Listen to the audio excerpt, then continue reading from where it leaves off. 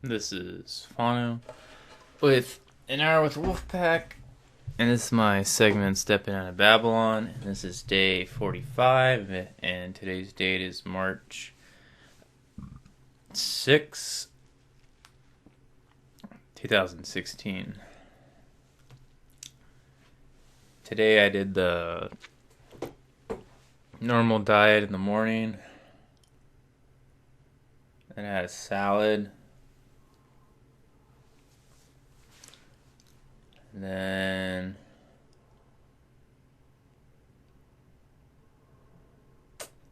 I made a kefir smoothie. About it. I think tomorrow, though, I'm gonna start my workout 5 days a week. I'm gonna wake up like an extra hour early each day and just work out. I think tomorrow I'll just do like an inside workout because it might be raining.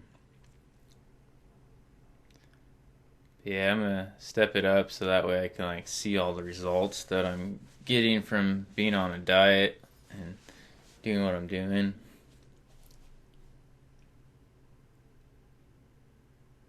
Beyond that,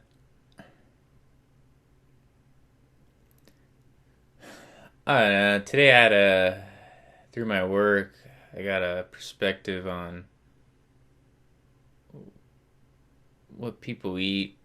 And I had this, I mean, I already realized it, but the realization that, you know, poor people eat bad and rich people eat the same bad food.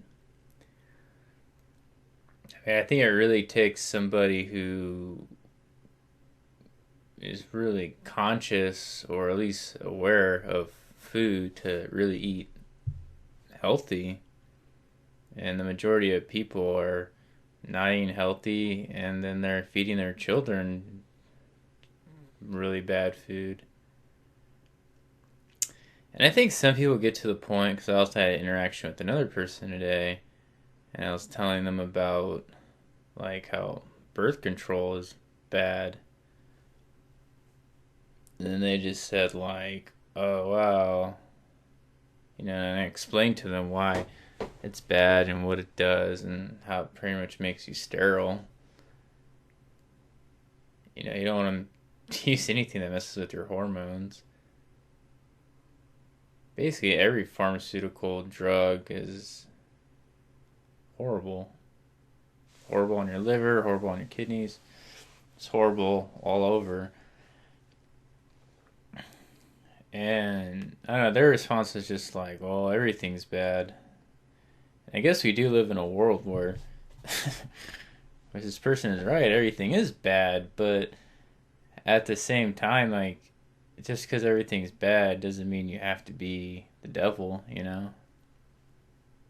Just because everything is horrible or backwards or just jacked up doesn't mean you have to, participate in it.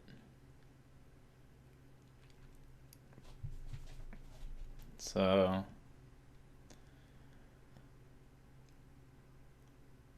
that's the whole idea about it. And I get it, because when you eat bad and when you do all this stuff and you become aware of how bad everything is, it does get overwhelming. And I guess people, I mean, it's really easy to have that thought where it's like, fuck it, everything's bad, I might as well live, and who cares if I eat cheeseburgers every day? Like, what does it matter? What does if I drink every day? What does it matter if I do this or do that every day? And the truth is, it does matter. If you eat bad, you're gonna look fat, or you're gonna get a tumor, or you're gonna get cancer, you're gonna get some crap. If you think bad and you get stressed out, you're gonna get sick. If you take birth control, you're gonna have consequences. It's gonna be harder to have kids. There's no safe studies they did where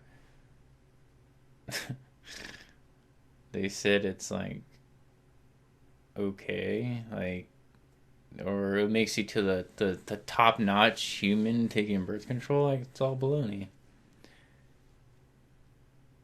And I think the thing is too is like I guess you got to ask yourself why you're taking birth control, and some people do it just to have unprotected sex, and that's cool. You know, we all animals have unprotected sex all the time, but when they have sex, they get pregnant or they reproduce, you know? So I mean, maybe we should work on a society where people can have normal sex and reproduce and not it be as stressful as this world is. But I think if you started closing that aspect or took down that smoke and mirror, people would start realizing like, well, why do we live in cities where there's bazillions of women if you can't impregnate them all? You know, like what? I mean, you know, if that was the norm where people just had normal sex and got pregnant, then you know it would just be everyone would be pregnant pretty much. And then a lot of guys who couldn't mate would be like, well, all these women are pregnant. There's no non-pregnant women, or you know, it'd be less or something. So I think just having birth control and condoms and all that just adds more to the illusion that, you know, you can have sex with 1,000 women, or a woman can have sex with 1,000 guys and no consequences, or there's no, you know, nothing to it, but there is. So that's why I feel like a lot of people feel abused, or they feel like, you know, they've been with so many partners and they get like stressed out, or you know, they always act like they're finding themselves. And I just think, you know, that's the whole thing about when women lose their virginity. It's the first person they're supposed to have a kid with, and when they don't, then they stay attracted to that person for a long time because they should have been having a kid with them. And I don't know. I just think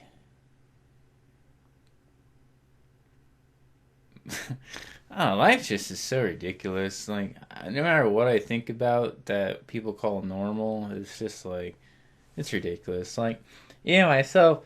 As for all the women I slept with, I wish I had kids with all of them, or I wish I had kids with some of them, or I wish I had kids with just the first one. That was about it. Or maybe I wish I could have kids. You know, it's just like to think that I was able to reproduce or have the act of reproducing and I never have anything from that subconsciously, that's probably messing up my whole psychology of how I think and stuff.